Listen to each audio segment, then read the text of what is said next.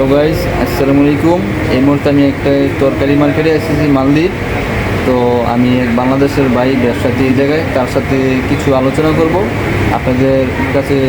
মালদ্বীপের ব্যবসা বাণিজ্যের বিষয় নিয়ে সব কিছু নিয়ে আমি আপনাদের মাঝে কথা তুলে ধরব। আসসালামু আলাইকুম বলা হয়।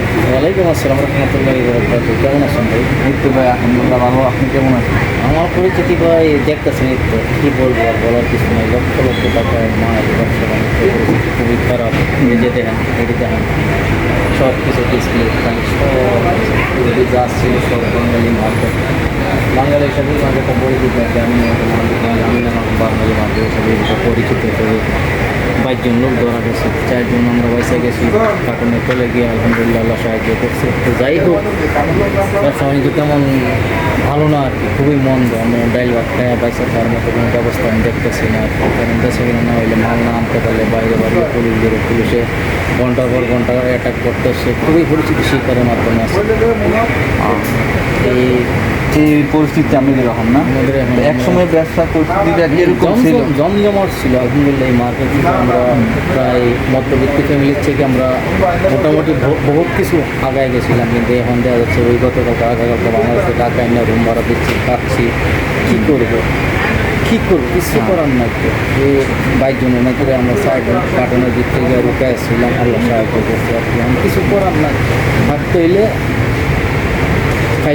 খাইতে হইলে শুইতে অবশ্যই। আমরা তো এখন ধর কোনো আমাদের রাষ্ট্রীয় না, এটা তো আমাদের রাষ্ট্র না। আমরা যেহেতু এখন প্রবাসী, আমরা রুম ভাড়া দিতে হয়, খানা দিতে হয়, পানিটা কিনা খাইতে হইতো। আমরা পকেটে তো কোনো প্রবাসী পকেটে 1000-2000 টাকার উপরে তো কেউ ব্যালেন্স রাখে না, জমা রাখে না। ব্যালেন্স তো আমাদের ফ্যামিলিগুলো আমার আছে, ছেলে মেয়ে আছে, লেখাপড়া করে তাদের খরচের জন্য আমরা পাঠাই দিই বা একটা ইনভেস্ট করে রাখি। কিন্তু প্রবাসের মাটিতে তো আমরা কেউ ইনভেস্ট করি না।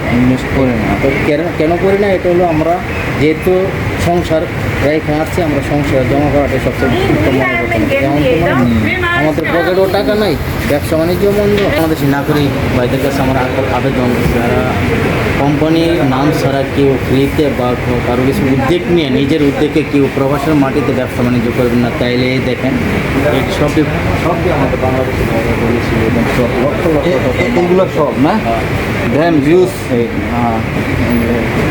এই যে ফলগুলো কি ঠিক আছে?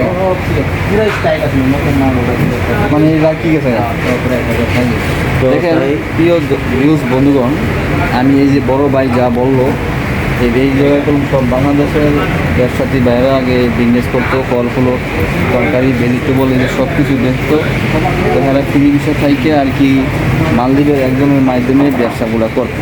তো আপনারা দেশ থেকে অনেকজনে আসবেন, অনেকজনের আত্মীয়স্বজন পুরান যারা আছেন, কোনো ব্যবসার উদ্যোগ মানে যাইবেন না। এত বড় রিস্ক নেওয়ার দরকার নেই। মালদ্বীপ আগের মতন নাই, আগের পরিস্থিতিটা নাই। তো আশা করি ব্যাপারটা আপনারা বুঝছেন, এই ভিতরেই থাকেন। আর আপনারা আসবেন অবশ্য কোম্পানি বিষয়ে আসবেন, ফ্রি বলতে কোনো বিষয়ে আসবেন না। আইলে ক্ষতিগ্রস্ত হবেন, দালালের মাধ্যমে করলে এটা সমস্যা হয়। আশা করি ব্যাপারটা বুঝছেন।